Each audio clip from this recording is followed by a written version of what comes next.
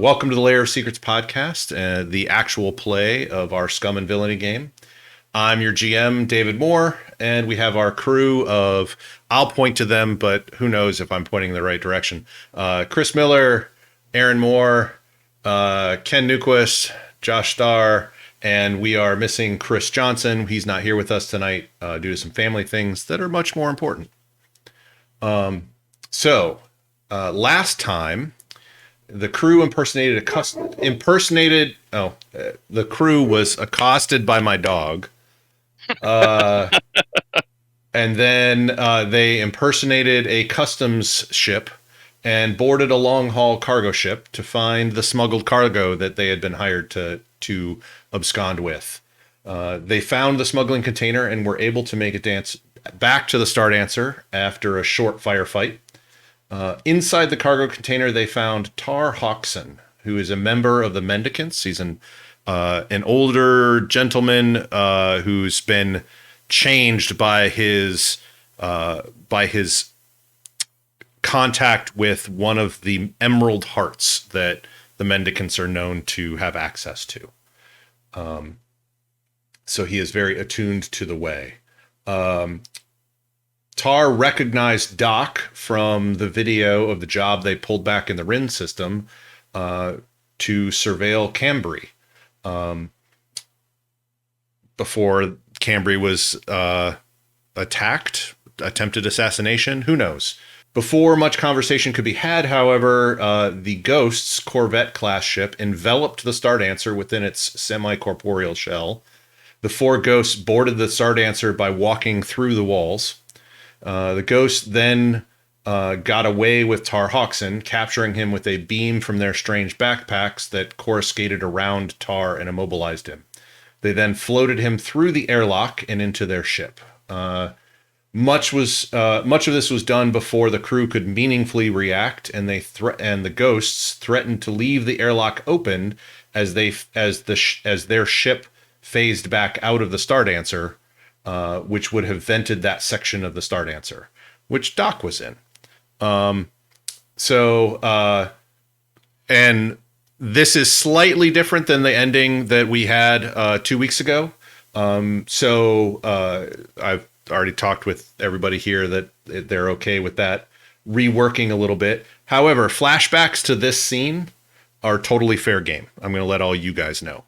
So if you want to do something, plant stuff, whatever, you can totally, call for flashbacks. Some time has passed since this event, and Vorax has contacted you all again. The time that has passed between our last scene 2 weeks ago and now is pretty fluid, depending upon any other flashbacks that you guys care to do during the course of this game. So, as we start, Vorex has contacted you all again. Something has gone on with Jagger, and he has curled up into and kind of shut down into a comatose ball. We don't know exactly what happened, but he tends to like to do those sorts of things on his downtime, is to kind of go comatose. So, and he has not reactivated at the time of this mission. Oh, I will have to say this one more thing before we fully get in is you may hear our dogs because daylight savings times happened. It's still light out. And whenever anything happens outside, our dogs must protect our entire house from the leaf that blows across the yard, the bird, the people walking other dogs. That's when it really gets bad. This time it's a rescue mission. Vorex has taken over your nav panel again and is currently speaking with Ordwell, since he was flying the ship and the nav panel came to life. She starts off with, I was finally able to get a hold of you again. There's a connection open from Rin to Iota. I understand Tar was taken. I do have a lead on where he might be. And I'd like it if you all, given your skills and proximity, you are in the best position to try and bring him back. I'll pay you double what your normal rate is with me. It's going to be a dangerous thing. I have some information for you if you're willing to take the job. Of course. Danger? Thrilling escapes? Thrilling rescues? You had I'm me a at little thrilling. leery about it because our muscle is down, so we're going to have to be pretty clever on this one. Well, I may have a solution for punching. you on that. I've got some people that you could ally yourself with in the area. They're mostly muscle. I wouldn't consider them a brain trust, but they can definitely get the job done if you need muscle. And they actually are. I need you to go to Lithios. It turns out that I've known that the ghosts have had a what they think is a secret research facility on Lithios for a while now, and I've been kind of keeping that in my pocket until it was useful. The hegemony definitely would like to know where that is, and I could call them in, but I'd rather not have Tar get killed in an orbital bombardment or something. So there is those allies are also on Lithios, but you could, well, their ship currently is non-functional. They're going to need parts, which are hard for them to get on Lithios. I can give you a list of what you need if you want to recruit them, and they Side questing. It could be. It We could only be. have 2 sessions left. I mean, if we have to run Little all exclamation mark. creation to... I mean, the ship parts are fairly common elsewhere in the system, but on Lithios they're fairly uncommon. And in addition to that, these people don't have a whole lot of money. They're currently scavenging for the parts. They'll get them eventually, but if you bootstrap them, kind of, they will. I'm sure they'll be good for at least this job. Sounds like a bargain. We take them some normal parts. We get some muscle. We already got. We the do need brains. people who can punch. That's what Karma's here for. So. Yeah. All right. Well, get us a shopping list, and we'll do what we can. Okay. That gets sent along. She also updates you on that the Ghost's research facility is on what looks like a floating ice shelf out in the middle of an ocean on Lithios, with a very small set of research type cabins on the top, but that's actually just a front. It's basically a large iceberg that's been hollowed out, and so there is an underwater layer effectively, with multiple entrances for shuttles and such under the water, so they can keep the traffic down to a minimum. She estimates that there are where is that? She estimates that there are probably several hundred staff as part of that facility. So there are the 4 primary ghosts, and then there are the staff that help host, that do other work in that facility. Ghosts always see-through? Or was that just like their technology when they came in to snatch our boy? Vorak says that there was an accident at the inactive Holt gate, that they were trying to activate it. Something happened and caused them to go incorporeal. They can survive inside of their custom environment suits, which you saw one of them in when they hired you to spy on Cambry. So, but if they're outside of that, they are non-corporeal. she doesn't know how long they can survive like that. She knows they can live on their cruiser, but the other part was the other thing that they have been known to do is actually possess people and live in them for a few days or maybe a week before the body dies. And then they have to go either into another person or an environment suit. So something dealing with the way allows them to map their psyche onto another biological being. Oh, disguising ourselves is probably out of the question.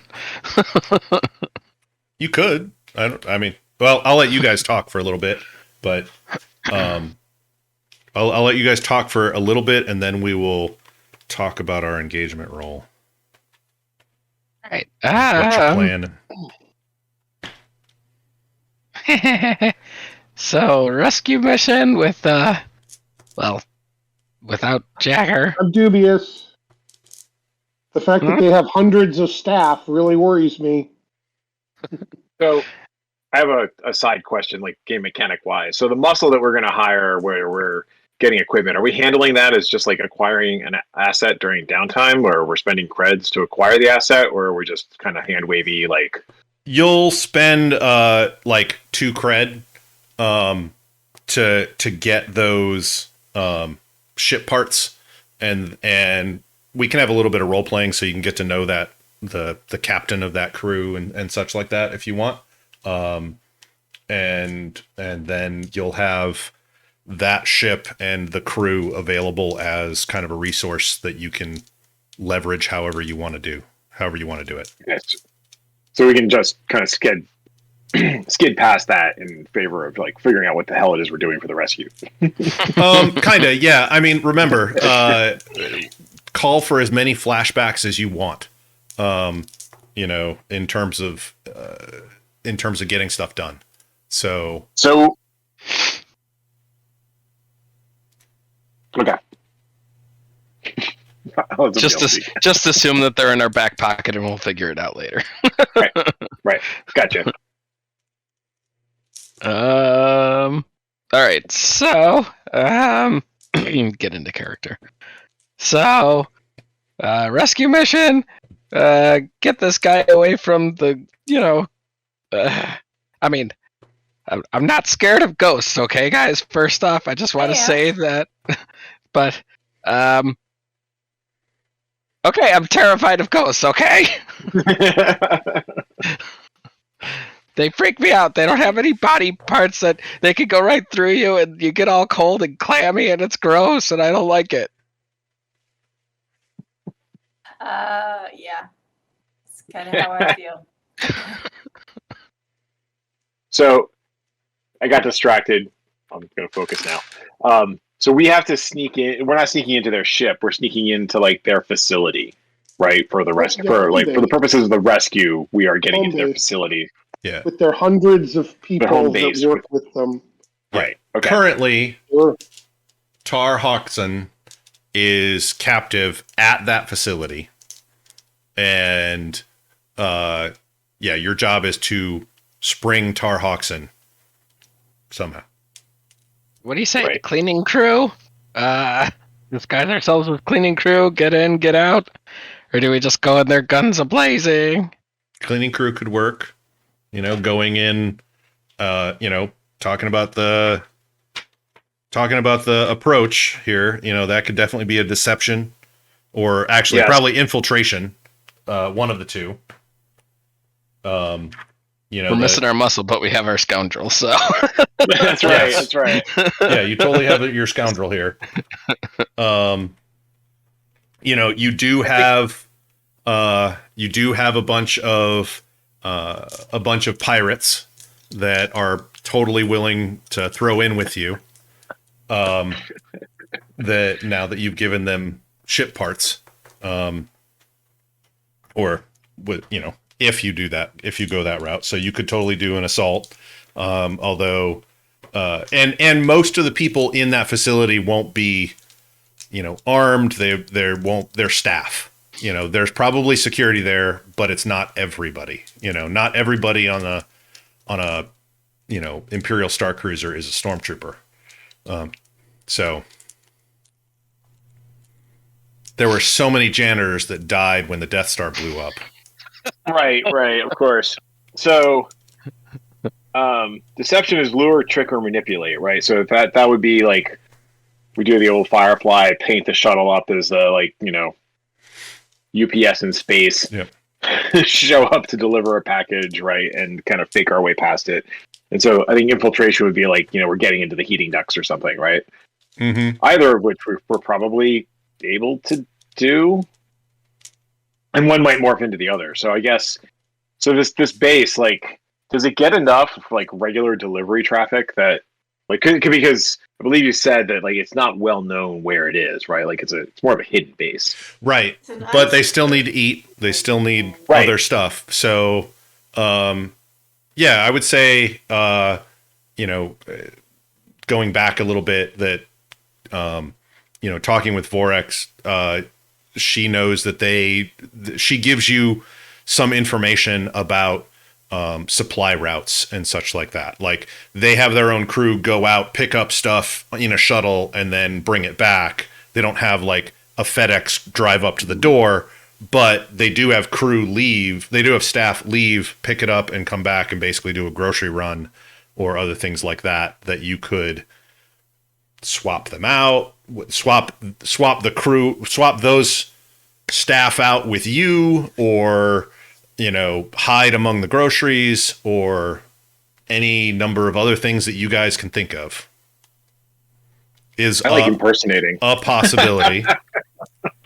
I mean, Erin's really the only one who can get away with that. Right. I mean, this is her specialty. Yeah. It is. I'm a doctor, I'm a doctor, not a con man. Oh, come on. Oh, but that's actually the skill that you have there, Doc. I'm a doctor, not a ... Who wouldn't trust the space? I really want you to use that, Chris, is like, I'm a doctor, not a ... and you have to explain what patient research or posting taught you that trick. I did that last game, actually, with the rewiring of the devices. Yes. Yeah. I love that ability. I'm a doctor, not an art dealer. I like waylaying a crew. Like, I don't know if we handle that as like, acquiring the asset to waylay the crew so that we can, acquire that shuttle I can. for temporary use. I could actually, as far as the parts, are you talking about the part one that we need the parts for and everything like that? No, I'm saying like, because I think we're saying like we spend resources on that to acquire it. We could spend more. What I'm saying is like, we also just handle it through essentially a flashback before the main plot. Yeah, so right, like we could do a flashback where like we waylay the crew or we sneak ourselves on top of into their shuttle, but we're not just gonna like paint our shuttle to look like theirs. So here's what I'm saying. Here's what I'm thinking is, if you're gonna go this route, I'm not gonna lock you into this, but it sounds like you'd be using deception, and the point of the method of deception is you want to jump the supply crew and replace them with yourselves, and then basically pilot the shuttle back to the base pretending to be that crew. Yeah, so our engagement roll could determine how far along that we get. So we roll really well on engagement, boom, we're there. You could be landing in the base already dressed up. If you roll really poorly, you like are in the middle of a public fight, at the docking, with like slipping on oranges and stuff like that. Playing with celery as a weapon. Yeah.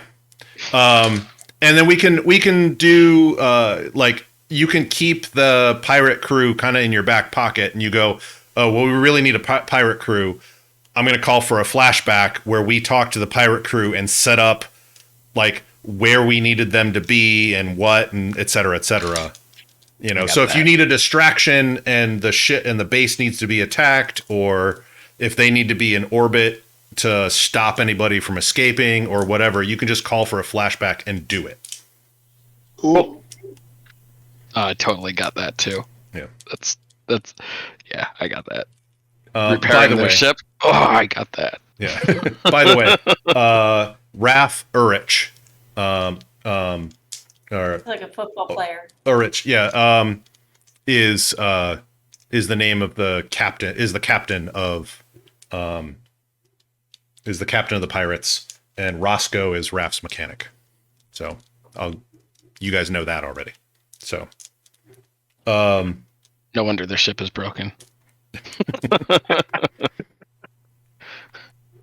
So did we land on deception or infiltration? It sounds like go ahead. Yeah. Yeah. Sounds like deception, right? Like, Yeah, it does.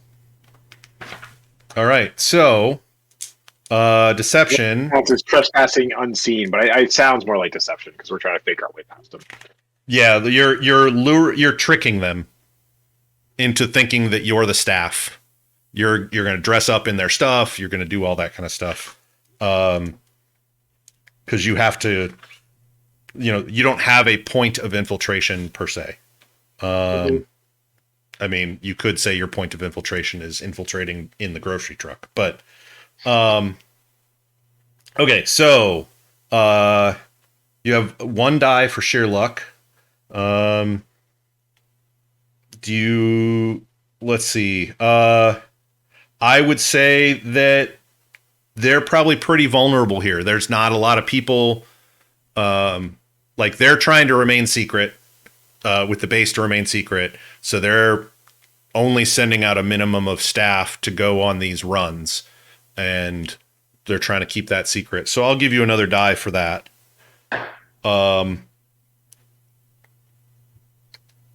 Let's see. You did have Vorex provided insight for the operation, so that's a third die for that. I'm going to take one die away because they're definitely more powerful than you guys are. And is this operation particularly bold or daring? I'm going to have you guys answer that one. Or is it overly complex and contingent on many factors? I don't think the second one. No, I think it's the first one. Okay. So But I say going into a ghost base to to rescue somebody and get out without dying. Yeah. I'd say that's kind of bold. All right. So you guys are going to have 3 dice. I'm going to let your scoundrel roll this one. Oh, snap! I mean, I could have your mechanic roll this one. We know how good Yeah, he let's rolls. do it! No, let's not be Let's hasty. do it! Dang it, now I'm roll- It's a good thing I didn't. What'd you get? 2, a 4, and a 6. Oh, Cool. Okay. I got 1, 2, 6. 3, so good job. So a critical would have given you an exceptional result. You've already overcome the first obstacle in your controlled position for what comes next. This is just a good result. You're in a controlled position when the action starts. So you are at the landing pad at one of the nearby cities on Lithios. You know what they're you've scouted out the area, and you know that you could take these crew members. There just happens to be 4 of them that are with you, or that are in this shuttle. That's also what the 6 can give you. You know, if you rolled like a 1, there'd be like 1 person going on the delivery and then 4 come back, sort of thing. So yeah, there happens to be 4 on this, and they've just finished loading, and they're getting prepped to take off. So you guys are in position for whatever it is you want to try and do. Get her, Ray.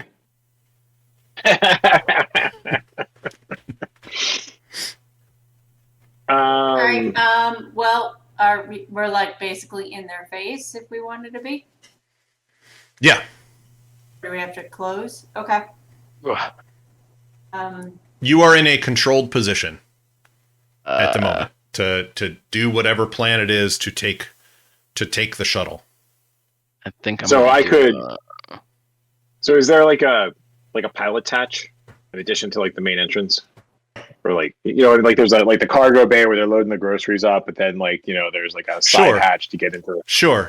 So if you guys distract or do whatever it is you're going to do, then one or two of us could go around to the pilot hatch and just try like maybe Twitch and I go to the pilot hatch, override the controls, get in, waylay the pilot, while the other two deal with / distract. Yeah, I'll go distract grocery them. shoppers. Yeah, sure. I'll go distract. Cool. Right, let's do this. So just all Twitch and I will just be all like serendipitous. No, serendipitous is the right word. Sneaky like. Oh no. Nonchalant. There's SCP coming up. There's definite punching coming up. I will be the most nonchalant. Yeah, you don't want them. Person ever. You probably don't want them getting to a thing and sending a message. Right. That could warn the base. So we could already in flight suits of like matching theirs or nondescript flight suits. I guess we were doing this to get their flight suits. Right? So there's two options here. You could be doing this and getting their flight suits, or you could call for a flashback and get similar flight suits. So I don't know what your idea was. I'll defer to Erin in terms of what she's thinking in terms of like she's going to run whatever con. Take theirs. Fine. We'll leave him naked and on the side of the road. Yeah, pretty much. On this cartoon. Is this where we have to pick our loadout then? Oh yeah, you need to pick out your loadout, and your loadout will be visible in the base. So if you're trying to sneak by with a heavy loadout, that's going to be really, really difficult. Yeah. I think going normal. Grocery shoppers got stuff too, right? I've got like the laser pistol underneath the rutabagas. You never know when you're just going to get jumped, right? Yeah, and don't forget to clear any checks that you made last game. So. Yeah, I'm going to do normal. I'm going to go in heavy because this is going to be a heavy kind of a mission.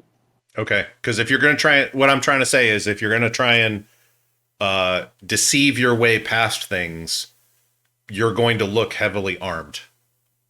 You're not going to look like... I think they're all heavily armed too.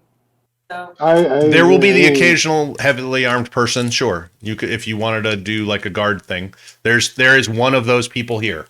So you're gonna be a heavily armed give that food delivery person. Hey, they gotta protect it. Harder to. They gotta protect their deliveries. frozen pizzas are valuable. I'm just going in as one of the worker nerds. Yep. You got to protect your deliverators. So. Mm-hmm. As far as creating the distraction. Yeah. So what are you guys doing to create the distraction? Well, they have a bunch of crates that they're loading up, right? They do. Boy, it'd be unfortunate if someone accidentally knocked one over and it started a whole domino effect of crates falling over and not being able to get put on. Perhaps someone onto tripping them. and perhaps I'd be tripping and falling and knocking into something and knocking it over, and then it knocks something else over. Which is everywhere. Okay. Great peach catastrophe. My cabbages! No, nobody. The Got Swedish Chef from the Muppets going through my head now. So what are you trying to accomplish? All right. So what I'm trying to do is create a mess. Okay. So I don't know if these. I mean, this is not like a grocery run, like bags of groceries. They probably have pallets. Yeah. That they're loading up and all that. Yeah. Ideally, what I'd like to do is gosh, it's hard to knock over a pallet. So, I mean, there's loading equipment. Well, that's what I was going to say. I'll take a loader and I will just completely screw it up and get it stuck in a way on the thing, the pallet, like it's on sideways, and I clearly have no idea what I'm doing, and I'm going to look all nervous because I am, and all of that, and just create a mess. Okay. And what's the outcome that you're trying to get out of this? Confusion. Okay. So it sounds like a good roll for what do you think would be a good skill for this one if you're I'm going with sway. That sounds right to me. That sounds good to me. 2 dice in sway, and I'll take a stress to give me a little more. You already have a controlled position because of the engagement roll. Okay. So your goal is to create confusion among these four ghost staffers, kind of put them off balance for whatever you guys have planned next. So you're going to do sway. I would say standard effect. Aaron, you're definitely in position for. Actually, I should say Karma. You're in position to assist if you want. So you want to assist. I'm going to come up and start arguing with them that they're holding up the line with their delivery. We had other people scheduled for this spot. They're costing us, money. And wait until I get somebody in good position, and then I'm going to knock them on the back of the head with my melee weapon. All right. So 1 stress for the assist for Doc's action. Doc, you're going to get an extra die. You can either push yourself or do a devil's bargain if you want. And I chose to push myself. By my count, I've got 4 dice. Okay. And you currently have 3 gambit because your scoundrel is with you. I don't feel the need to do a gambit here. All right. So let's see what happens. I don't know if that's 4, 1, 1, 1. Ouch. Okay. 4, I think, is still a success. Just barely. Just barely. Just barely a success. It's controlled. You hesitate. You withdraw and try a different approach, or else you do it with a minor consequence. Okay, a minor complication occurs, or you have reduced effect. You suffer. You know what? Here's what I'm going to say. An argument ensues with Karma and the head of this staffing group. Pick up the pallet, and it's all twisted sideways, and things and you're trying to knock stuff over and ram stuff and look incompetent for it. You do that a little too well. And one of the pallets, the crate on one of the pallets that you slam into with the forklift you're driving, hits you and knocks you down. You're gonna suffer a minor harm of just like bruised shoulder. So you can take it, or you can try and resist. Either with armor or with rolling a die 6, and that's how much stress you take to resist. No, it's okay. I'll take it. You'll take it. Okay.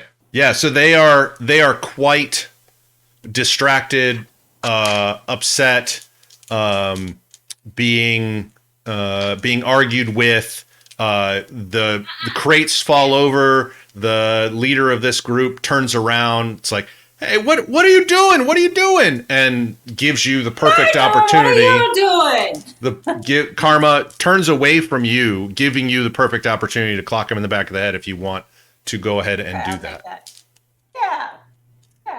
All right. A nice stick, and I'll just right in the back of the head. All right. That's scrapping, right? that seems like the most straightforward one. Yeah. Yeah. So 2 dice for scrap. Other people could assist. Twitch and Ordwell, you're like getting in position to get into the ship and such. So that's, you could still assist in some way if you can think of a way. I'll assist. Okay. I will keep the guy distracted as he turns around. Cool. So that's an extra die. It's melting all over the place, you know. Yeah, so you have 3 dice. Do you want to push yourself or do a devil's bargain? It's a devil's bargain again. A devil's bargain is something is a deal with the devil. You don't spend stress. You're going to get an extra die, but something will happen that is a consequence of you taking the devil's bargain. Which he will tell you. So if I'll this will be the devil's bargain I offer you. I get you. Well, you can accept it or not. The devil's bargain I'll offer is you're going to clock this guy on the back of the head, but the other 2 crew members who are out here on the tarmac are going to jump you, and you'll end up, I believe, I can say, yeah, you'll take a minor harm as you basically are getting into a fist fight with them too. Oh, okay. Then I'll take that. Okay, so you're going to get an extra die. Alrighty. Okay. I rolled. Is there more ums? Well, you could spend a gambit, but it's right now. You probably don't need to. You got 1 for the assist, 1 for the devil's bargain, and then you have 2 scraps. So you had 4 dice. Okay. 6, 2, 2, 3. 6. Okay. You do it. You had risky with a standard effect. You did not have a gambit, so we're going to add another gambit to the start answer because you succeeded on a risky roll. So you guys are going to have 4 gambit to play with. And you knock this guy on the back of the head. I'm going to say he goes down right away. And the 2 other crew that were helping loading and were kind of distracted see what's going on and, come up and tackle you and start punching at you. So we're gonna give you a minor harm of a black eye. Okay. Unless you want to resist it, but you'll need to roll to reduce the stress on that. Okay, how do I roll to reduce the stress on that? So to reduce harm, it will be the maximum. So basically, it's 1 die, and you subtract. You have 6 stress. You roll a die, and you subtract that, and that's how much stress you take. Okay, roll a die, subtract that, and that's how much stress I take. Yeah.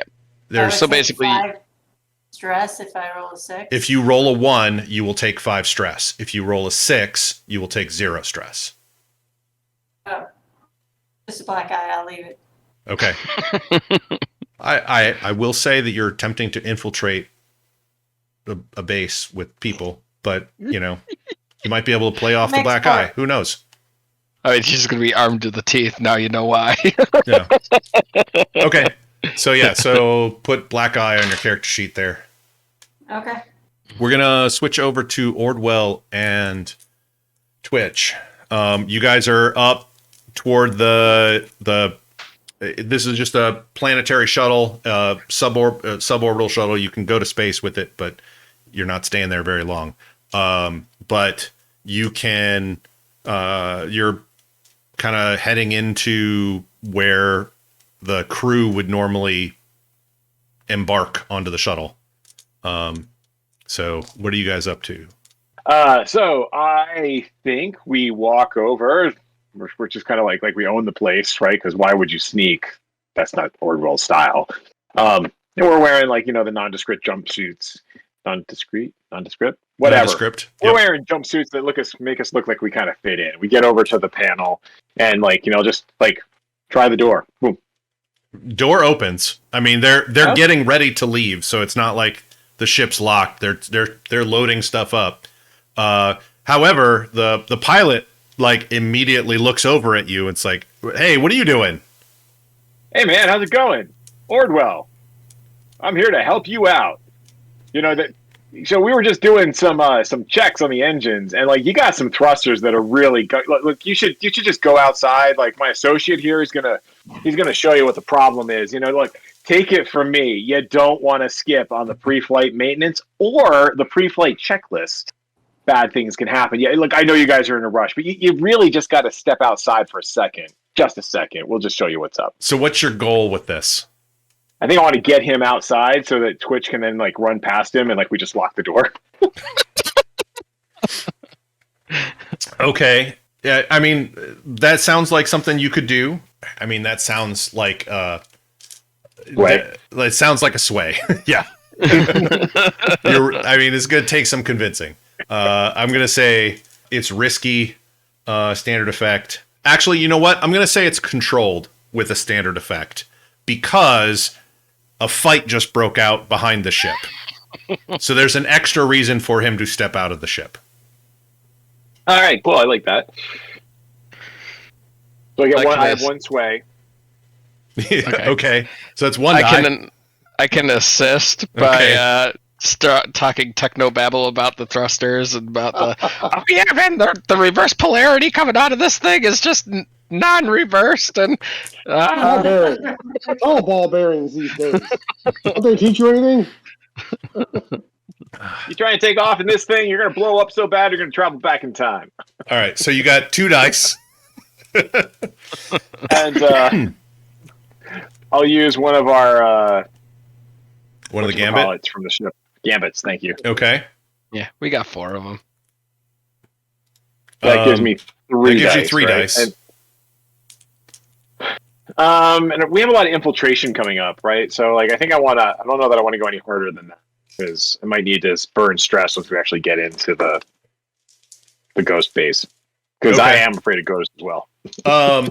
I can offer you a devil's bargain that you guys are captured on the landing pad security and that you'll get an extra heat from this mission because I'll take that. You are totally stealing a shuttle. Yes. Okay. Let's do it. When Ordwell comes out of retirement, it's going to be awesome. All right, I got 4 dice. All right. Keeps rolling off my desk. All right, I got a 6, a 5. 6, a 5, and not another 6. Oh. My audio just go bonkers. Wait. So anyway, I rolled a 6. I rolled a 6. You rolled a 6. Okay, single 6. Okay. Single 6. I also rolled a 5. But the 6 is what counts. Yeah. So the pilot is like, "What the heck are you talking about?" And he's like, sticks his head out, and then sees the fight that's going on behind the ship.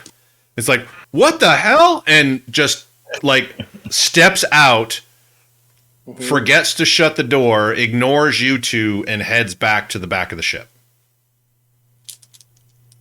I love it when a plan comes together. That was actually much easier than I thought it was. I think this is when I hit a guy with a loader with a pallet on it. This is kind of how that You're just gonna run him over? Oh yeah, just boom. Okay. Ouch. I'm more gonna try to like knock him. I'm not just run him over, but hit him with it. You know what I mean? It's hard to run somebody over, I think, with a forklift. I've never done it before. I don't really want to try, but yeah, the body's not gonna stop you, but I'm gonna try and just hit him and knock him over. Okay. What skill do I have that would allow me to do this? I mean, none. It sounds like Helm. Yeah, it really does, doesn't it? Yeah. Yeah, Yeah, But I don't have any. you're a doctor, not a forklift Yeah, operator. I'm a doctor, not a forklift operator. But this time, when I was working at the free clinic, I had to operate a forklift to handle the supplies, so I have some idea what I'm doing. So I get Nice. to use my doctor, which is 3 dice. Yep. So you're pushing yourself, so that's 2 stress. But you're using Yeah. doctor, which is 3 dice. Right. And I think because you're pushing yourself, you still get the extra die for pushing yourself. So that's 4 right there. That's good. I've got 4. I'll roll it. Here we go. Okay. Look, This is 6. I got 2 6s, a 3, and a 4. holy moly. Okay. It was risky with the standard effect, but you got a critical, so it's increased effect, and you're going to add another gambit back in, so you're back up to 4 again. You are driving this forklift, fights going on. 2 of them are just kind of wailing on Karma. Karma's given pretty good, but she's good in a fight. She's good in a scrap. One of them kind of stands up and is going to grab just like a pipe or like a hose or something that they can use as a weapon. Look up and see a pallet full of food being driven by, with your forklift behind it, just coming straight at them. They freeze and you just plow right into them and go another 5 feet and pin them rather forcefully to a wall between this giant stack of crates and the wall. And yeah, they're not moving. Yay! And Austin Powers flashbacks right there. Yep. Let's go back to Karma. Karma, there's only one person trying to wail on you now. What you doing? Okay, she's gonna go low, so she doesn't get hit in the face anymore. Sweep his legs from underneath him, and then follow up with a baton to his throat. Okay. Let's go ahead and. Do you have a baton? Do you have a baton? Yes, I have a melee weapon. Oh, okay. Uh-oh. So we'll mark that. And you're going heavy, so you've got 5 more items. I'm going to say because you have the melee weapon, this is controlled. So are you? What are you going to do? Are you going to scrap? Are you going to scramble? Yeah. You're going to scrap? Okay. So 2 dice. Controlled currently. You can push yourself. You can spend a gambit. You can do another devil's bargain. Or if someone assists you. I guess I'll push myself. Okay, so that's 2 stress. That'll give you 3 dice. Is 3 enough? Yeah. Okay. I like the confidence. 5, 2, and 1. 5, 2, and 1. Okay. You do it with another minor consequence. It's a back and forth. You do knock them down. But as you're going to hit with the baton, they kick you in the gut, but you're able to then hit them with the baton and knock them out. But you're gonna take another lesser harm. Okay. Sore ribs, unless you want to try and resist it, or No, that's fine. Nope. Okay. And then the pilot comes around and says, he's like, "Holy shit!" and draws his gun. Is he standing by the thrusters right now? Well, yes. I was thinking something similar. Sure, we could maybe say that.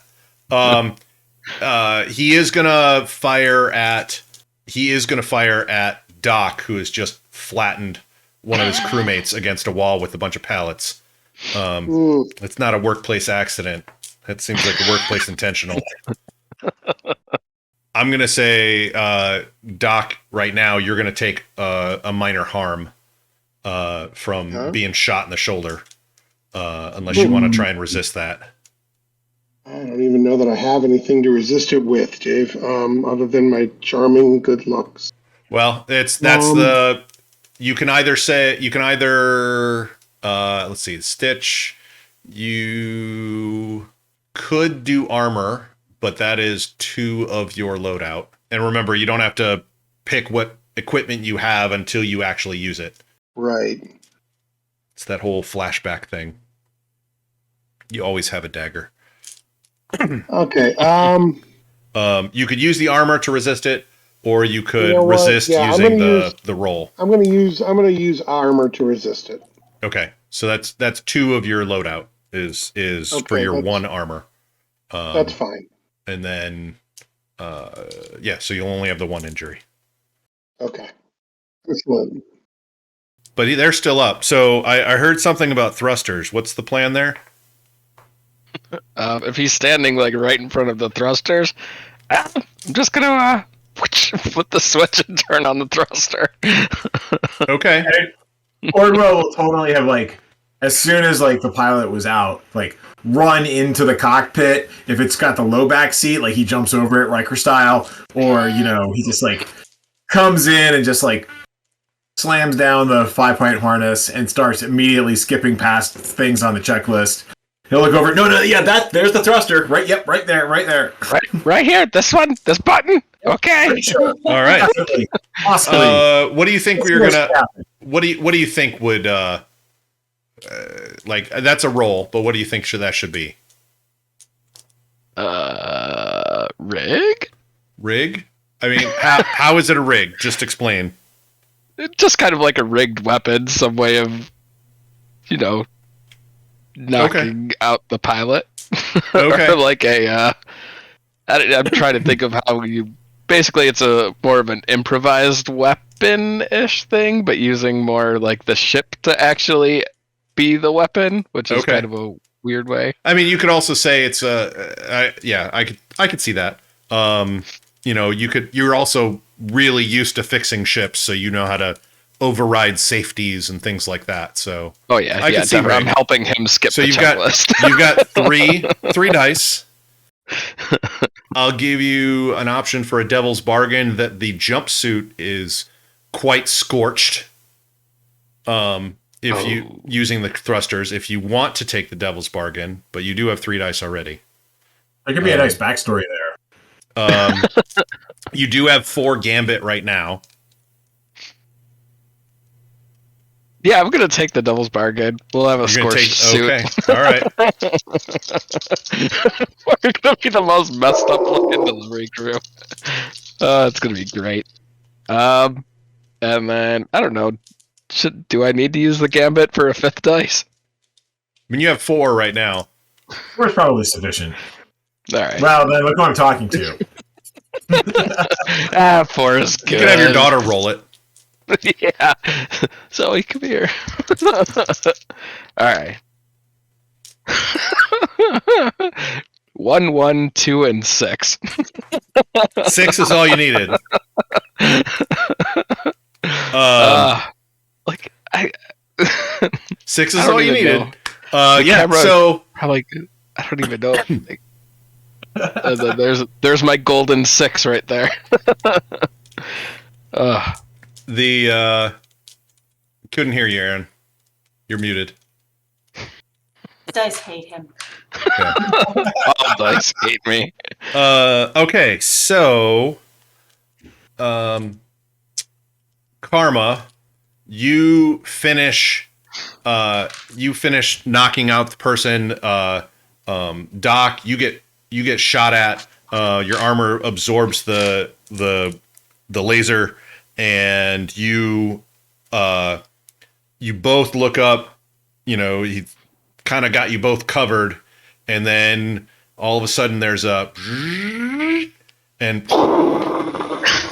Oh boy. it goes on for quite a long time, and then cuts out. And there's a top half. There's a bottom half, but there's not a top half anymore. And then it falls over. Then the legs fall over. Brutal adventure yet. Well, it's a good thing we got a pilot. Yeah. Oh, that's my bad. I guess I'll take that suit.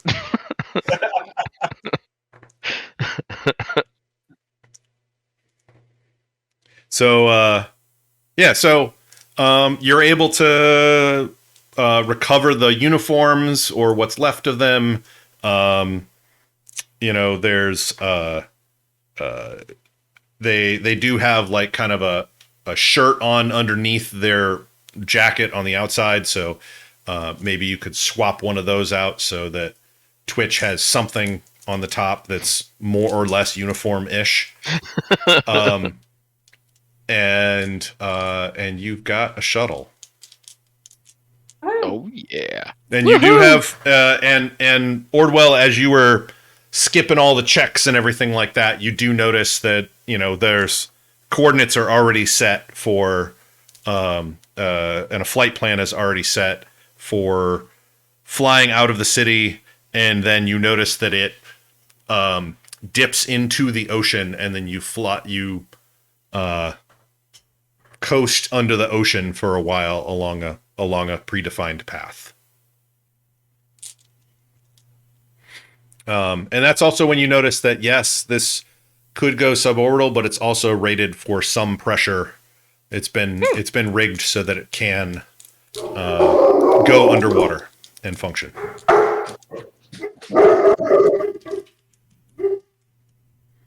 And there's some dogs somewhere in the city. The ice dogs of Lithios. I don't know what they're barking at now because it's dark out. So, what's the plan now? Fly casual, but not too casual. Change into all the uniforms. Yes. See if Doc can do anything about my wounds that I've got. Not at this point. That's a downtime activity. So, it takes longer than that to recover. So, Okay. you are, so you head out, and you fly out over the frozen wastes outside the city. You get to the very bright sun, the sun reflecting off the water and the ice, and Ordwell, I think I can safely say that you've never done this before, but you dive into the ocean with your ship. This is new for you. And then it gets relatively quiet, kind of bubbly sounding every so often, but there's no sound of the wind against the ship anymore.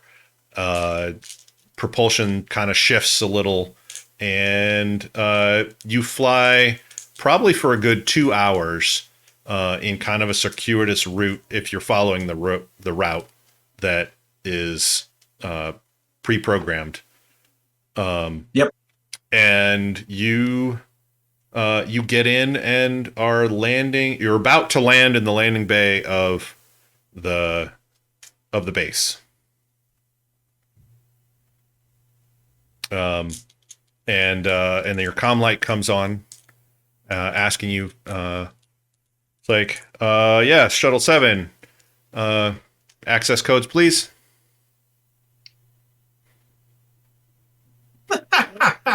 Boy. So flashback. There we go. Trying to make you do it. Clearly, we like as we got on board, this thing's on autopilot, which has to be the most boring thing that Ordwell has ever done. Okay. And he is really resisting the temptation to take it off of autopilot because even he knows that would be a bad idea.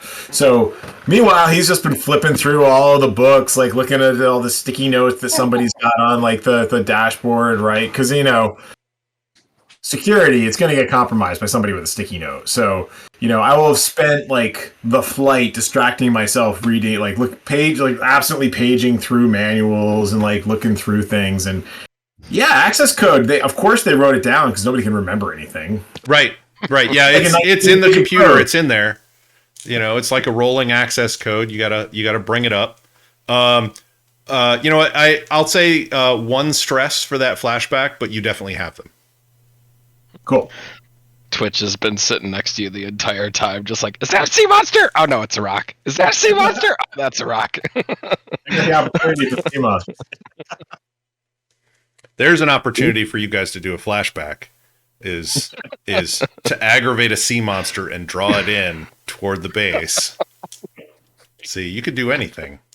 I like that. Those are some big dogs. Yeah. They're sea dogs. Oh, speaking of puppies. Oh. Anyway, I rattle off the code, all bored like. Okay. That seems pretty appropriate. I mean, it was basically a grocery run. And yeah, you land,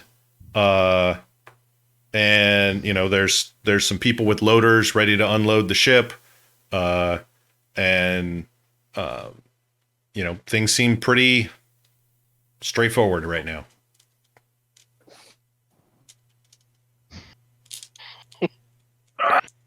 A successful flight.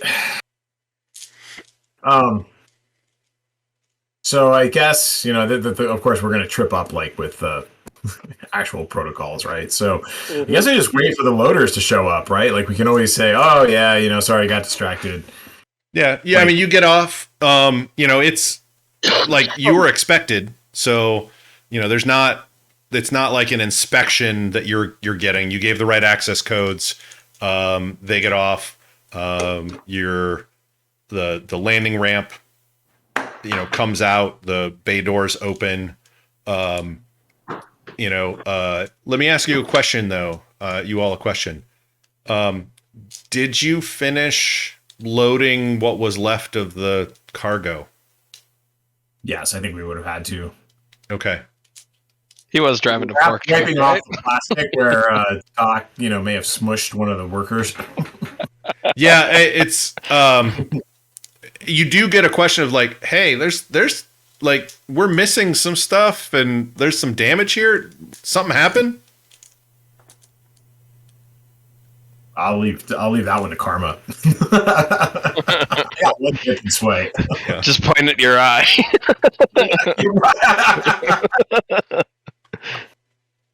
There was a sale on the kumquats.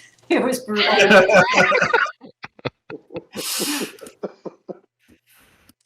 I mean, did you get it? You guys get into a fight at the docks or something?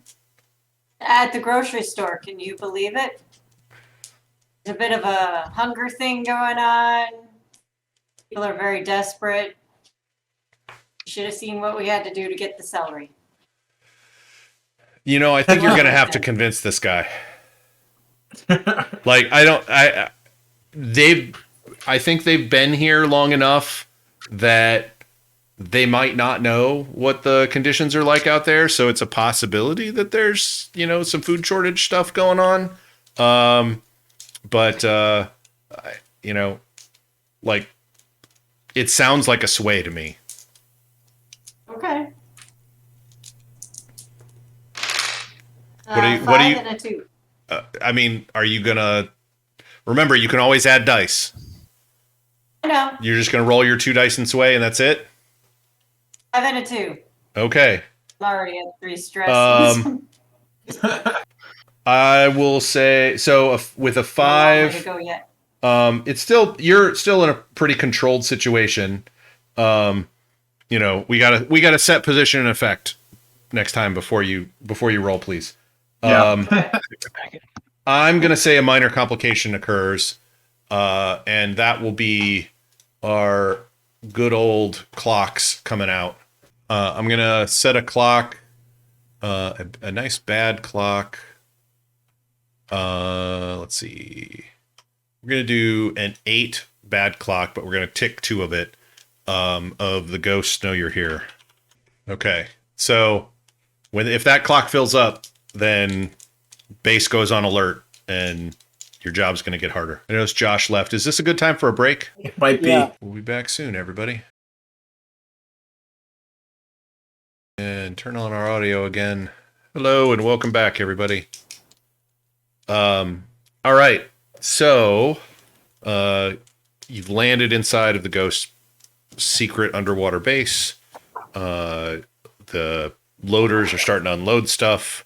You were asked some questions. There's a little bit of suspicion based on how you landed and the condition of the supplies that you're bringing back, but at the moment, you're free to move about.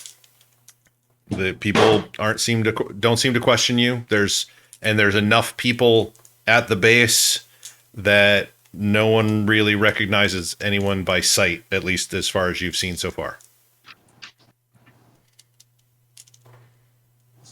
Sorry, checking my Well, sheet I for guess just we a start second. moving through to go and find our target.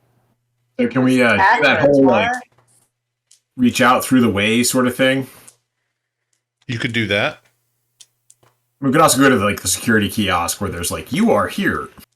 Security and prison cells are here. Yep. You could do that. You could. We think you could call. You could call for a flashback and gotten some information. Like so I'm going to go for a flash. I'm going to go for a flashback. I'm going to use a contact I haven't used yet. Okay. Albin, a former patient.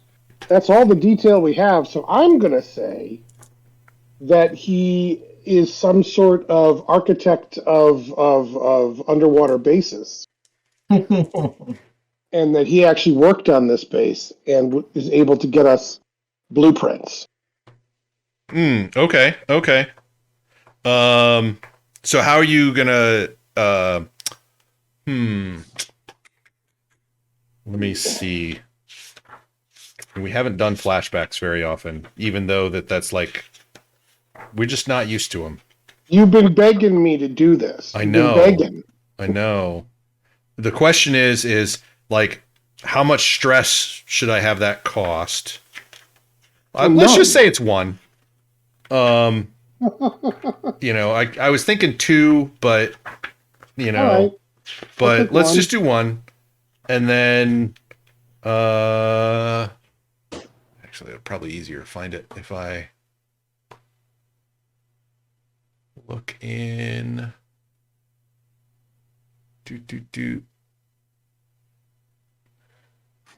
Should have some. Oh, there it is. Flashbacks. All right. A complex action or an unlikely opportunity. The scoundrel did something. Yeah. So 2 or more stresses, like elaborate action, involves special opportunities or contingencies. Like the speaker has already met the former owner of the property, learned who its architect was, and an architect that can be compelled to reveal the location of the hidden vault. Sure. That's 2 or more. I don't think it's that elaborate per se. But also I want to have you guys use flashback. So I'm going to reduce the stress to 1. Cool. Handle like any other action. So sometimes it entails an action roll because there's danger or trouble involved. Sometimes it involves a fortune roll to find out how well it went. Sometimes it won't require a roll at all. If a flashback involves a downtime activity, it does not. So one of the best uses for a flashback is when the engagement roll goes badly.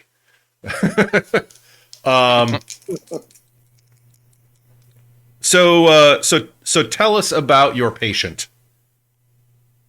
Oh, my patient, I got to know him through the free clinic. He's down on his luck, but he's one of those guys that used to be very rich, doing a lot of shady work for people who, originally he was a legit architect. Then he got into designing, more military style bases, and that kind of led down a road where he was he was getting good money. Being paid good money by bad people. By bad people, exactly. And, of course, spent all of it on women and whiskey and wild times, and now is down on his luck. But he comes to the free clinic And so the next time he comes in, I just tell him that, I heard about a thing. Just wondering if he can help me out. Okay. Sure. Let me do a 6 and a 5 on a fortune roll. I think that's pretty darn good. Yeah, so he what was his name again? Was Was that Albin? Albin. Yeah, Albin. Okay. Albin, yeah, he talks to you about tells you a lot about the base, like how he was hired for it. It was a medium-sized job. He's done bigger bases, but and more stuff, more military type installations. This was only for a few hundred people. There's some research facilities in it. There's some places to there's like a brig in there for unruly staff or whatever, or whatever they happen to get up to. And it was a challenging job because it needed to be hidden in ice, which normally would have a hard time resisting scanning, for different sensors. So he had to build some special stuff, use like all selenium girders in it and in its construction to kind of fool sensors. And so you have with this flashback, you have a full, he actually has a copy of it and, knows that you're interested and you've helped him out a lot. So you have a full layout, of the original architect's blueprints, that you all have access to. I share this with the crew. Wow, it's amazing how penicillin brings everybody together. Penicillin and syphilis. About an acre and a half of killer shit. Yeah, that's.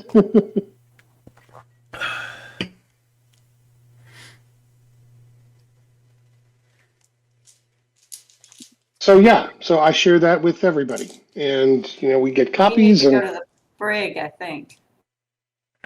Good place to start is any. Mm-hmm. Go ahead. What were you saying, Chris? Nope. Not a word. Okay. Did Vaxor? Is that the guy's name? Valor or Vaxor? Are you talking about Vorax? Vorax, there we go. Yeah, did he actually tell us? She was your contact. Yep. Did she actually tell us what they wanted with this guy? She doesn't know. She knows. Oh, okay. She knows that she doesn't know what exactly, but knows it can't be for any good. And they're very into the way, and he is very. Let's see. He is a mystic, ancient, changed, and powerful. So he is a powerful mystic with the mendicants. Oh. Okay, so Brig might not be too outlandish to go to then. Either that or they're exalting him someplace, but let's go and try the brig first. Works for me. All right. Yeah, so you head to the brig. Any plans while heading to the brig? You're just gonna stroll around in your current uniforms. Hope that's enough. Or delivering. Bringing prisoners their meals. Yeah, there you go. Where are we have to cook meals from? I was gonna say, does that mean we have to cook some of this food? Probably. There is a commissary, and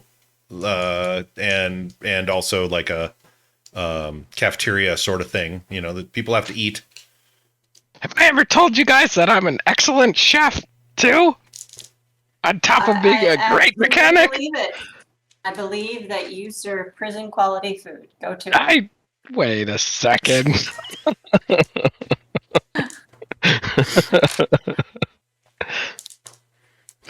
Yeah, you can definitely go to the cafeteria and pick up, trays of food as well. Yeah, instant noodles You for everybody. don't have to cook it yourselves. So yeah, you easily you can pick that stuff up and are headed to how many trays you bring in, etc. How many cells are there? Say 6. Then 6 trays. Okay. Hey, that works. All right, right. not to steal the flies off of them as we're going along. You know what? No, not 6 trays. We got 4 people, 8 trays. Everybody's carrying 2 trays. Everyone's carrying 2. No, Okay. my hands are full. Top of the guards. Okay. That's exactly right. All right, you get there. There is. Let's see. Yeah. There's 2 guards there right now. They're just kind of lounging around. They kind of look up and kind of give you a look. At as you're entering. Are you trying to time this at about lunchtime or at about a meal time? Sure, you sold me on it. Okay. All right, so you are so you head in. Yeah. It's like hey, you're a little early, but then the guard kind of gets a strange look on his face. 8 trays? I thought it'd be nice to bring you some. I mean, thanks, but we only got the 1 prisoner. Oh, there must have been a miscount at the kitchen then. I guess you get the extras. Hope you're hungry. All right. Well, I mean, yeah. I mean, we're going off shift pretty soon, but I wouldn't say no. So they the 2 of them take some trays. They try and find enough flat counter space to fit them all. Twitch is just trying to steal a French fry off. And then one of them picks up one of the trays and takes it to the as Twitch tries to steal French fries off of one tray. He takes one of the guards. She picks up a tray and starts taking it over toward one of the cell doors. Hey, they wouldn't mind if we hang out with them, would they, and eat some? Since obviously we have too many trays. I mean, that's pretty unusual. I think you might be able to sway them into it. Okay. I would say it's a controlled position because they're pretty relaxed. You're in uniforms. You've got extra food. Got a good setup. So, if things go badly, they're going to realize that something's going to happen that will complicate things. So, we'll see. So, I would say that's a sway. Okay. I can assist you. Yeah. I mean, you can definitely assist. You're already trying to eat the French fries. Like, so currently like, 3 dice. It's been a long day. I got some. And let me ask this: what's the goal of this? Obviously your goal is to sit down and eat with them, but what's your ultimate goal after that? They kind of they said their shift was almost up, and we could maybe earn their trust and say, oh well. Looks like the next guys are kind of late. Maybe we'll just stay here and watch for you. You guys leave a little early, play some Galaga. We got this. get them into a comforted situation where they think they can trust us and take off early. If you want, I got some good stuff that you could try, and if you want to duck out of here a little early. Or we put in a little bit of herbs. I can make them feel real good. Kind of want to give you guys suggestions as well, but I like the special sauce, but Butch still only wearing half a uniform too, but you're wearing like a shirt. You're just not wearing the over jacket thing. Okay. So it's not too unusual. If there's a stickler, that might be a thing, but stay away from the supervisor. All right. So right now you got 3 dice. And you're going to try and convince him to leave early. Share a meal with you, try and convince him to leave early. Another shift is coming. So that's a definite risk that you're going to have. So you need to get them out early enough that the other shift doesn't show up right away. So I'm going to change this to a risky with standard effect. I will spend a gambit. Okay, so that gives you 4 dice because Twitch is helping you. Okay. Do you want any more dice than that? Yeah, but I don't know how to get any more dice. You can push yourself by taking 2 stress, or I can offer you a devil's bargain. I don't want a devil's bargain. Okay. Oh, come on, they're always so fun. I love the devil's bargains. That's 5 dice I have? Yes. Okay. Ooh. Oh no. This is what happens when I help. Oh my. What happened? And the party dies. And that was the end of the game. a little bit. 5, 5, 5, 3, and 6. Oh, You it's only need the good. 6. That was the good thing. Okay, good. Okay. You did spend a gambit to do this, so you don't get an extra one back. But you do it. Yeah, you sit down, you have some small talk and a little meal. They finish pretty quick, just because of the way that they're trained to eat, etc. And be quick and done with it. And they're like, I mean, if you're willing to wait for the next set, as long as you're not going to leave, we can head out. And so the 2 of them head out a little early. You've got maybe 5-ish, 10 minutes before the next shift comes in. You're not quite sure when the next shift comes in. I will wait until they're a little bit down, so that we're like, they're all the way Sure. ways. Kind of like, That they're not going to turn Sounds around good. and change their Find mind out. or something. Yeah, like, and have a strike of conscience or something. I'm like, all right, let's get to work. Let's get them out. When they went to give the prisoner the food, did I see any, I guess, while I was watching him super carefully, did they need like a card, or is there like a key code or something to unlock the cell? Slid it through a slot at the bottom of the door. Wow. Okay. Any controls that open up that door?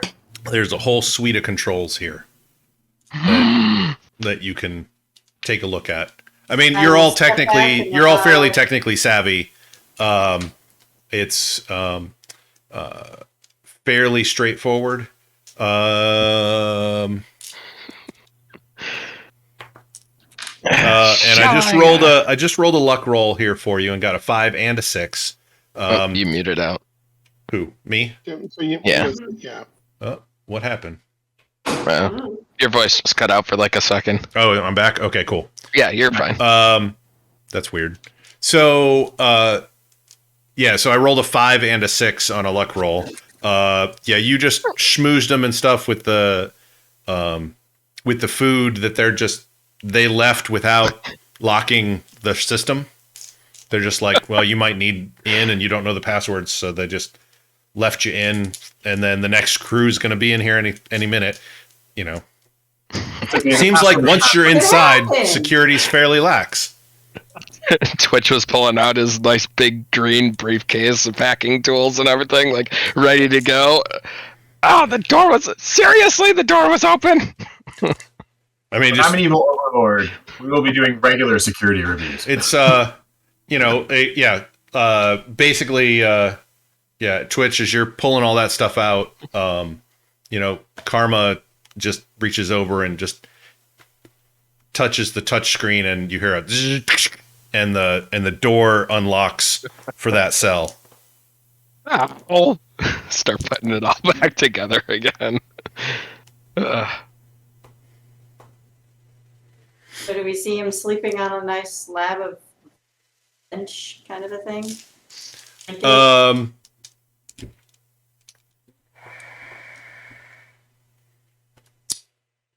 Well, why don't you? So you go over and open the door. Uh-huh. The rest of you see Karma thrown across the room and slam into the opposite wall. As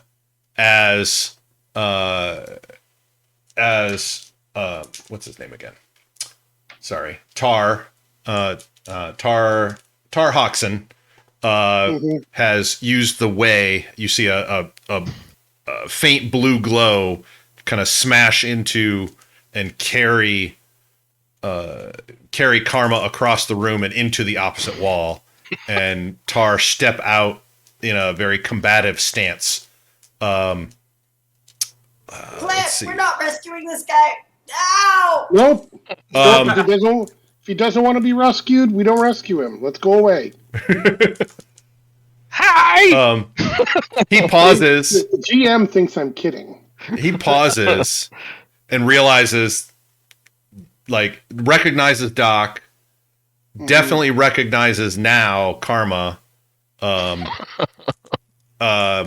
she was the one that hung out with Cambry on that last job so much, so she was on a lot of video, and then looks around. Hi, I'm Twitch. Let me guess, you're not here to keep me in. We're here to rescue. You want some French fries?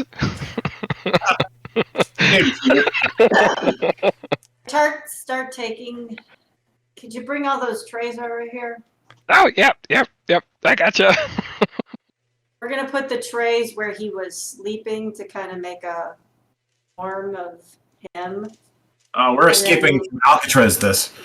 Okay. And then one tray that's empty on the outside, so they think he's eaten and now he's just sleeping. Okay, so you're gonna try and make it so, yeah, okay.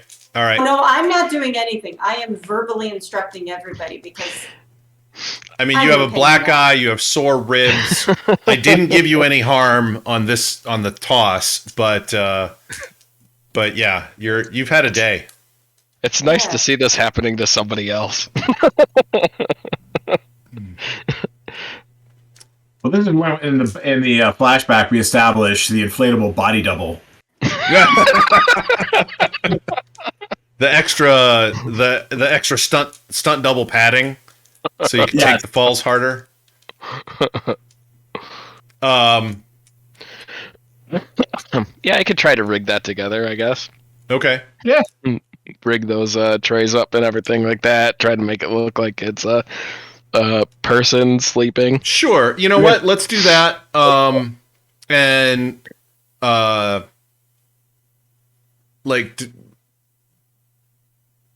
This goes here. This goes here. You like the way? I'd kind of know how that works a little bit. Let me put this here. Yes. So you could do that, and that will, depending upon how well you do, will figure out how long it is till they actually figure out that Tar is gone. That works. So,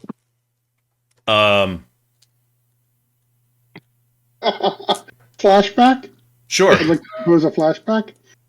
At this point, we flash back to the party talking to the pirates saying, all right, we're just going to send a signal. We're going to say, now.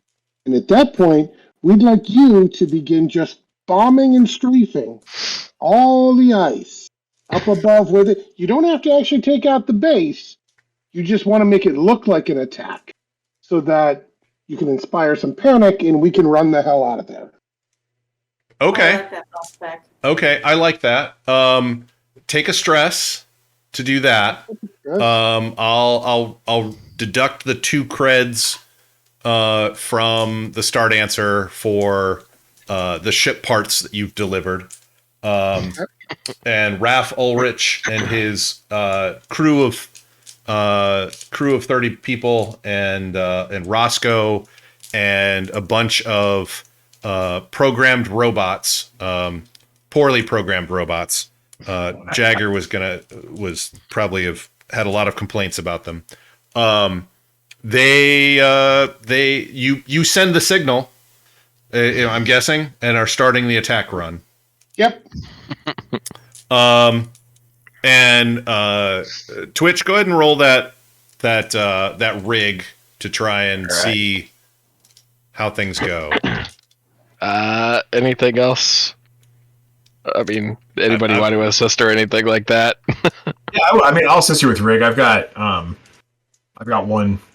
hip in it, so I'll take another stress.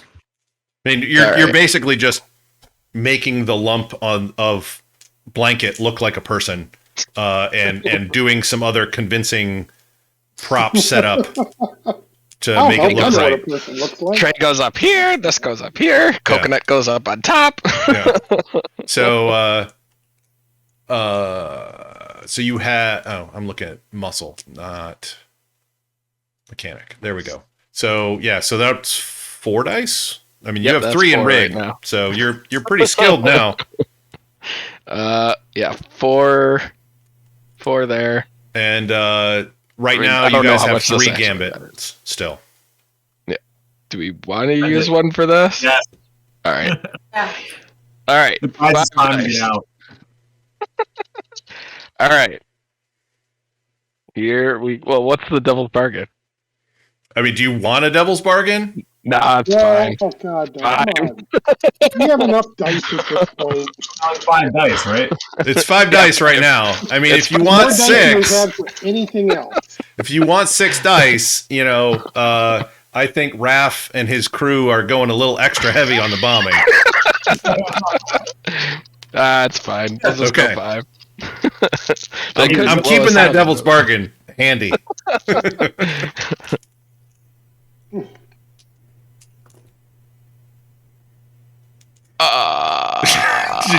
Did you do a Josh roll?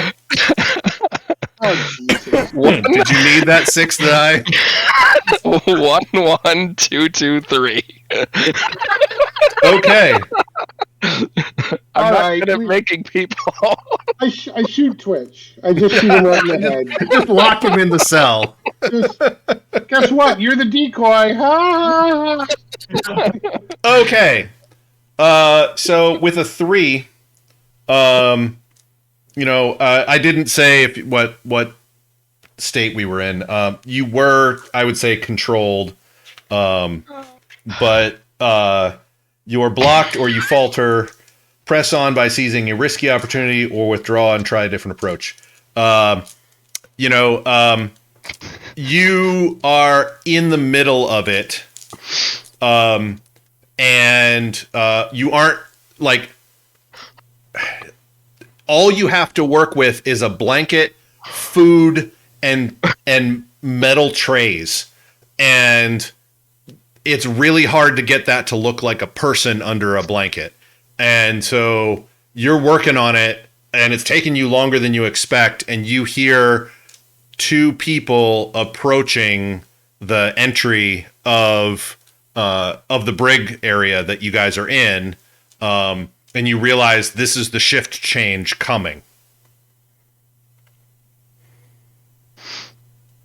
So you can either make a risky roll to try and finish up and get out of that cell, or just abandon it and go for it, or something else. They're going to see us and we have a prisoner.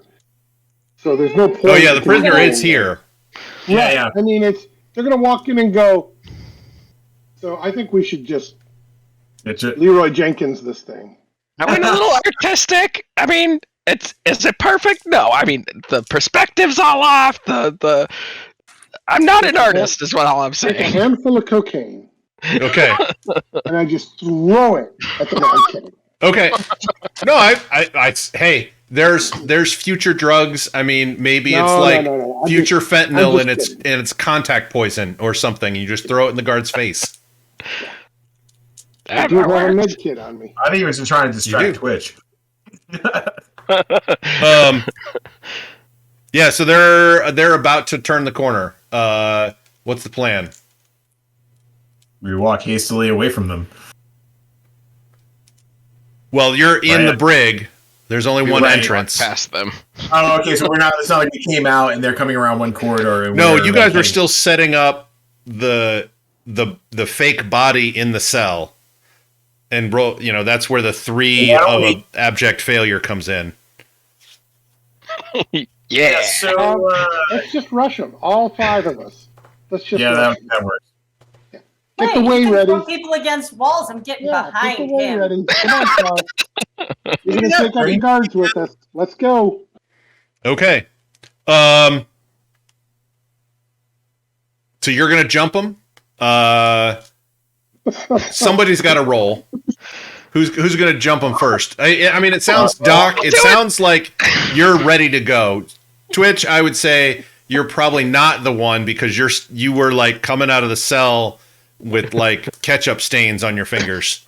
I would say, Doc, you're in the best position to jump them at the moment. Oh, yeah.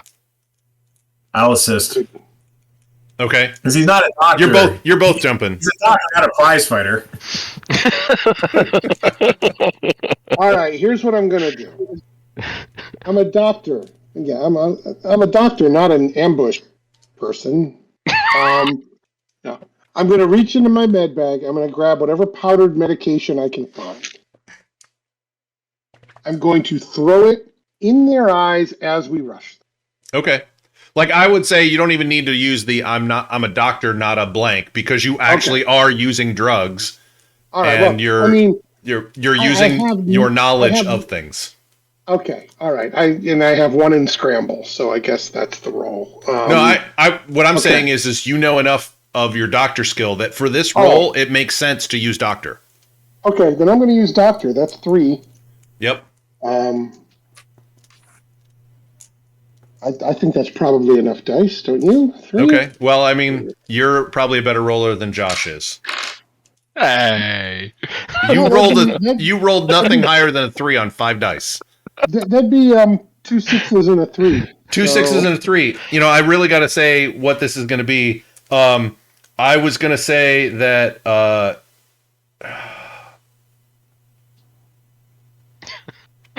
I'm going to have to say that this was probably a desperate action. Yeah. You think? So, I would absolutely. Anytime a doctor has to throw medication in someone's eyes, that's pretty desperate. I would say you normally would have a limited effect, but you did get a critical, so you got a standard effect. You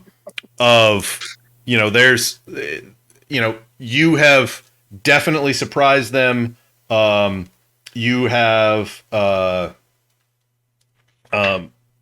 You definitely surprised them, and as far as like your where was it? You did do a desperate roll, so go ahead and mark XP in your insight because you used doctor. Yes, I did. All right. And I would say, let's. You are gonna really like. They are definitely thrown off balance. Alarms start to ring in the base as a bombing run starts. As the upper tiers are starting to be bombed, so they want people on alert. You are all, whoever goes next you are all at this point in a controlled position for this fight, or whatever you guys want it to be. So you've got them off balance. Whatever drugs that you threw at them are starting to take effect. Getting all of their for blinding them. If we get any other effect, that's good. But it was mostly powder in their eyes. Is what I was going for. Definitely painful. Whatever powder is in their eyes, definitely painful. Powder in eyes, not good. Also very efficient drug delivery system if it's at anywhere close to being like touch related in terms of that powder. Who wants to go next? There's no initiative here, and they are off balance right now. Yeah, I mean, and I'll try to beat the snot out of them. Okay. I was gonna say you want to get some payback for earlier? Something. All right. That sounds like a scrap. So that's 2 dice for you. You can push yourself for Devil's Bargain. I don't have any. I need to save all. Okay. Do you want a Devil's Bargain? No, I don't want to make any of this worse. Okay. You can spend a gambit, or you can get an assist, or you can get an assist from a crew. Take a gambit. Okay. So that's 3 dice. And you guys have 2 gambit left. And that's about as far as I'm going to go. Okay. I got a 5, a 6, and a 2. Okay. And I still got a... Oh, I did say it was controlled. With standard, you got a 6. You do an increased effect, which is a great success. You take one of these guards who is like blinded, like clawing at their face, and like describe how you take this guard down. She comes up and she bonks him against the wall, and then follows up with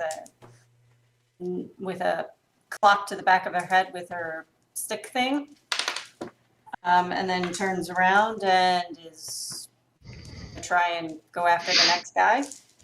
Okay. I can't take 2 down in one go. In this case, they're guards. They are off balance, but they're still guards that have armor and stuff like that. You do take that one down. You know what I will say as part off of the other guy. I will say as part of that action, you pull the weapon off of the guy, the person who's still standing, and then the person who's still standing has a kind of translucent blue glow that surrounds them as they fly across the brig area into the cell that Tar was in before, and then the door slams shut. Don't make him angry. Run from me, or what? That was confusing. Do you want me? Ran away from me. No. He got picked up by the way by Tar, thrown into the cell, and slammed the cell door. Oh, okay. Alrighty. Was it the cell that had all the food and stuff? Yes. Yeah. I mean, that's the only cell that had the door open at the time. Okay. Thought ahead. We left them all kinds of instant noodles and French fries. I think we should go while the going's good. Yes. So we're moving. All right. Let's see. Ken, could you roll me 2 dice as a luck roll to see how well you guys do? I have 2 dice right here. A 2 and a 2. A 2 and a 2. Okay. Yes. My luck is spreading. All right. Josh's luck just coming through the screen to me. It's just like slowly spreading from my point of view from the upper left down to the lower left. It'll spread up and then all the way over eventually. Who's next? What? You're next. You're next after Ken. Which so side. Yeah, so a couple of things. You are hurrying along with Tar, headed, I'm guessing, where? Actually, I need to ask that. To our ship. Yeah. Back to the shuttle? Okay. Yeah. You're headed back to the shuttle. Alarms are going off. People are running everywhere. Headed for stuff. You're shouted at a couple of times, but nothing really comes of it. The base shakes. And you guys are all tossed about a little bit as Raph and his crew continue to bomb it and are getting a little overzealous. You get near, the brig was pretty far from the shuttle bay. You get near there when you hear sounds of fighting. And see that there is a mass of cobbled together old robots who have come in with some of Raph's pirates who have decided there's probably good shit here. We're gonna loot the place. They've stopped bombing. They landed, and as you're getting toward the shuttle bay, his crew is coming in and trying to loot as much as possible. The problem, really though, comes in the form of a 2 and a 2, right? 2 and 2. Well, how about then we'll say that 2 of the ghosts are actually at the shuttle bay. Oh God! Waiting for you as you come in, because they're fairly attuned to the way and have had realized that Tar was not in the brig and that this was some sort of escape attempt.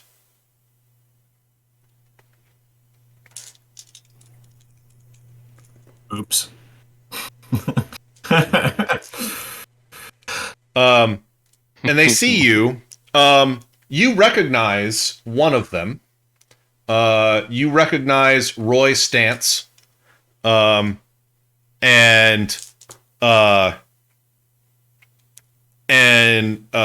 He looks at you. He recognizes you. They are both wearing their environment suits. Roy says, "Hey, this is probably just a job for you. We hired you guys in the past.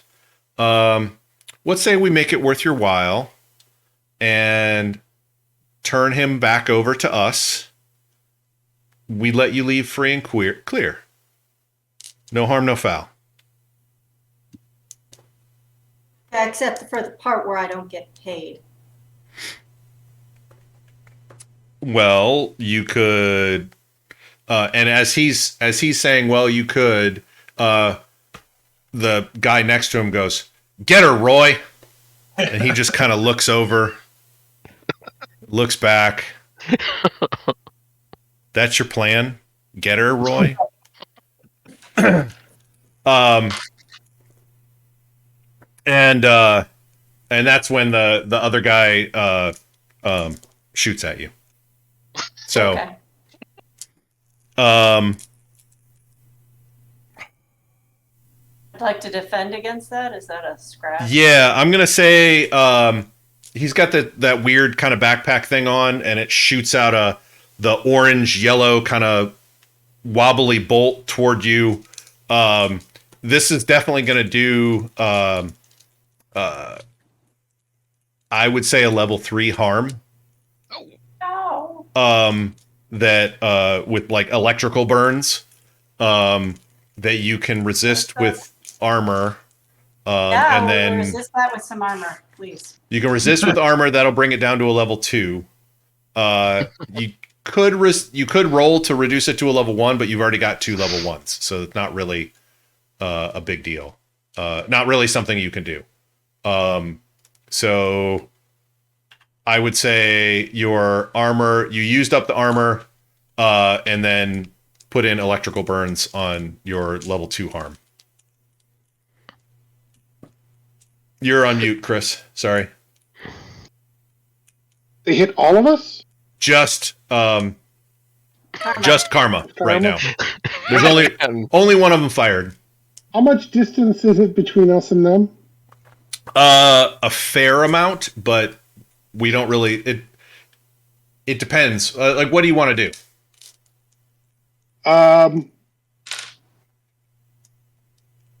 Well, I was thinking about rushing them because that seems to be my answer for everything. I mean, you could. No. I think what I'm going to do is grab a bypassing robot and say, "Look at those cool backpacks." Okay, like one of the pirate robots. Yes. Okay. Oh, absolutely. All right. Guys, look at these backpacks. All right. Yeah. You. Let me. 2 3s. Yeah. You get that one robot. Who is actually interested. Kind of starts waddling over toward these two. I wish we had Jagger. Jagger would be helpful. And Roy pulls out the wand from his backpack and just completely destroys that robot. Like is in the process of lighting it up, and sparks are flying off of it. Pieces are flying in different directions. It's not quite the robot revolution I was hoping for. No. These are pretty crappy robots. What are you guys up to? So, Ordwell, I don't know. We'll see whether or not we think this is reasonable or not. These are ghosts, right? So flashback, there's got to be something that you can use against ghosts. And hell, didn't the ghosts come up with some way of having a containment vessel or something? Right? So during a flashback, we had identified a way, we knew we were going up against the ghosts. So we show up with ghost traps, and then all we got to do is puncture their environment suits. And then, boom, put them in the ghost traps and run.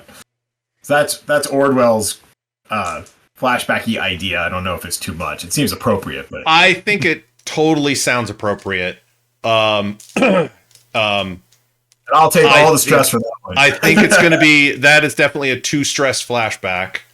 And a cred for the equipment.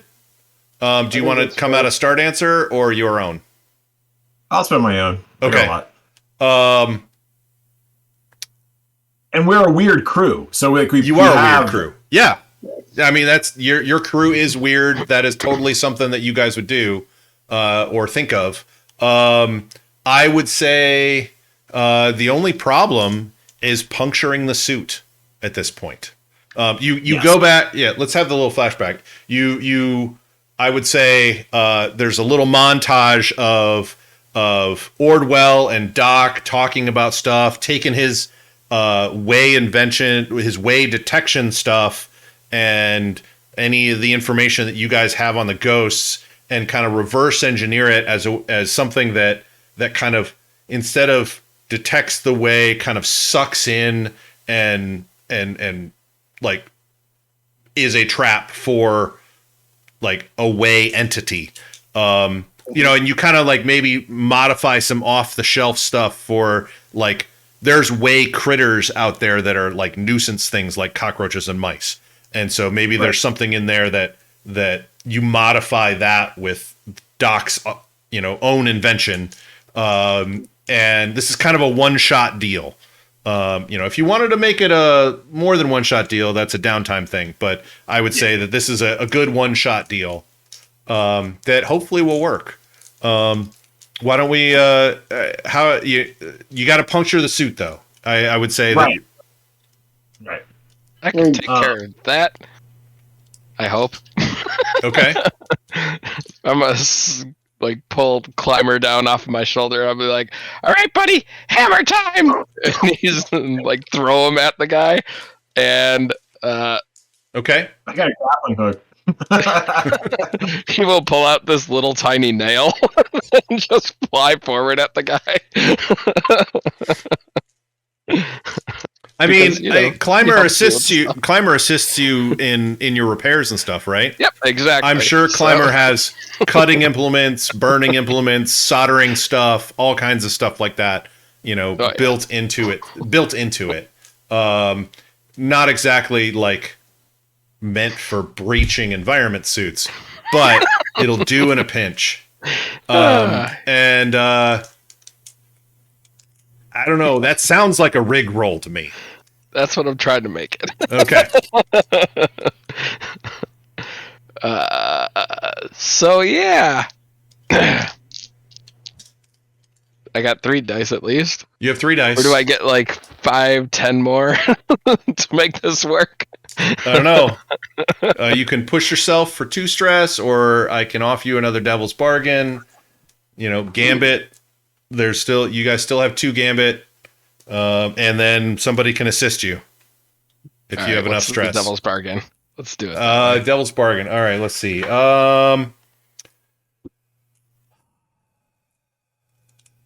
Well, it put 2 more up on our clock of them discovering it's us. I think they've already discovered it's you.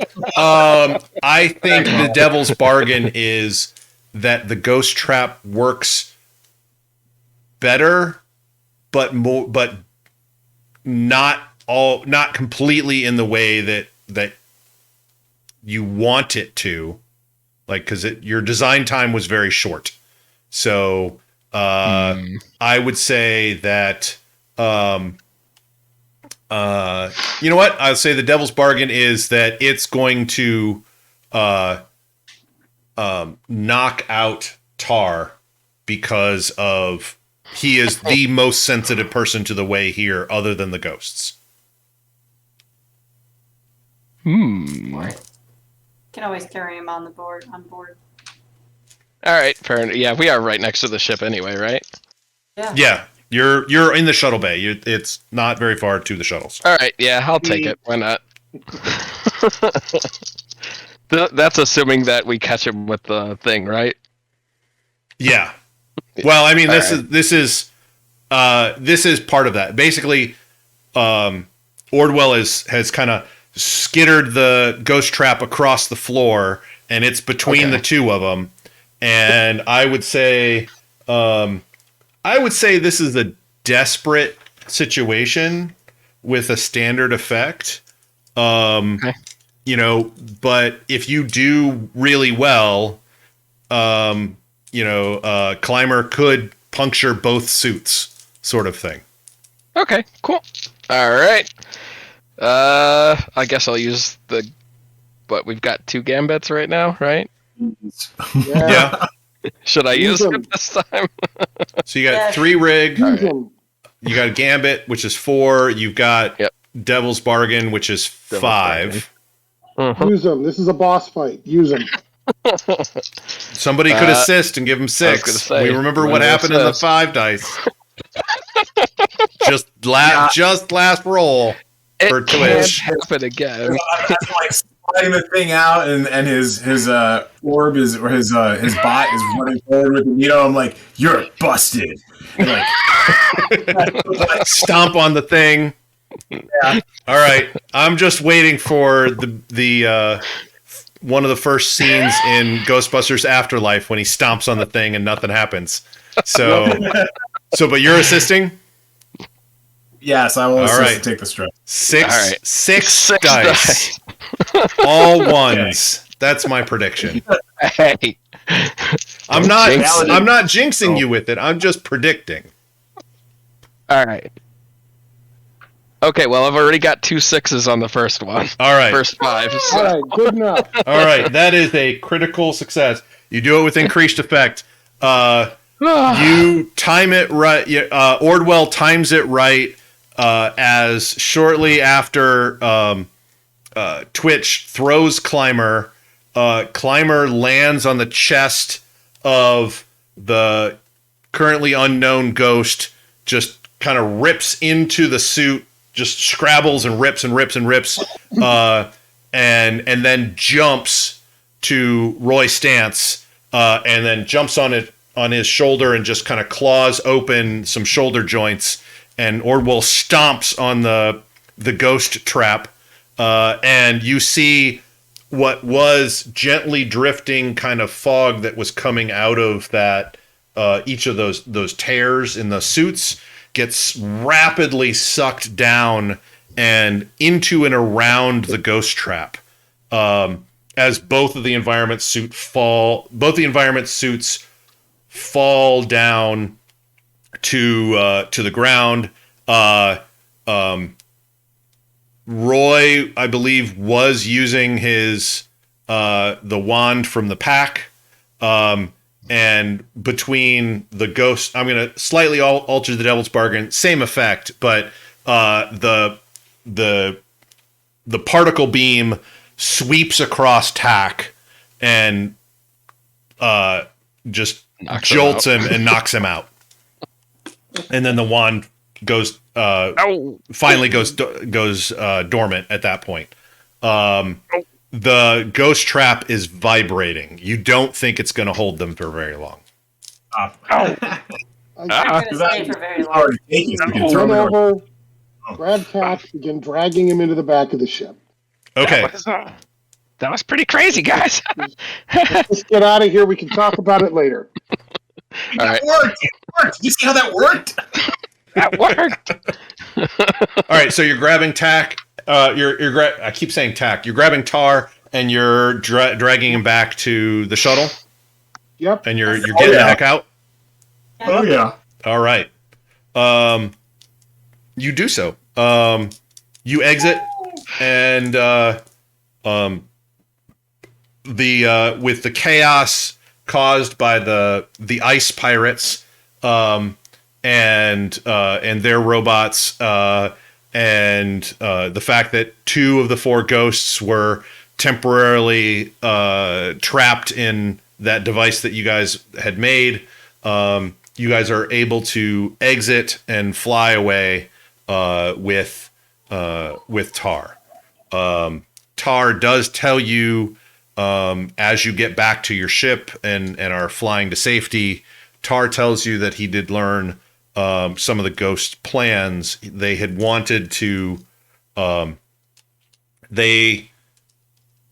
between the research that they stole from Cambry, and the information that they got out from him, they were intending to possess him and go to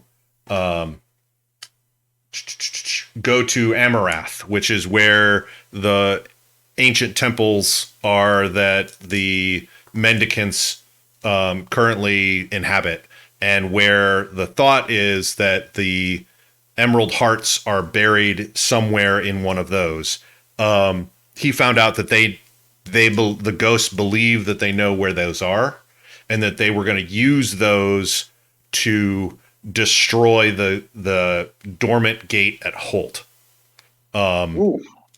And that is that he needs to get back to the mendicants to let them know so that they might be able to stop the ghosts. Dun, dun, dun. And that, it would be a great service to everyone if you were able to help at all. AKA, if you want to take this job, that could possibly be next week's adventure. If you don't, that's okay too. I'd like a nap and some Bactine and a nap. You can get both of those. Guys, I need a lot of healing. Yeah, so we'll Scooby-Doo fade to downtime, and we can talk about downtime offline this next week, and then next week we'll over the week we'll talk about what job you guys want to take, and then next week will be our final adventure for this chapter, this session of games, whatever we want to call it. But for those of you out there, for those of you listening later, thanks for listening. If you have feedback, we love feedback. You can send it to us at podcast@layerofsecrets.com or via Twitter @layerofsecrets. We stream this live on Twitch, which some of you may be watching. If you want to get your fix of things early and unedited, we are Layer of Secrets, one word over there. So twitch.com/Layer of Secrets. You can also visit layerofsecrets.com and leave us feedback, topic ideas, or your own thoughts on what we've talked about. So have a good day, everybody.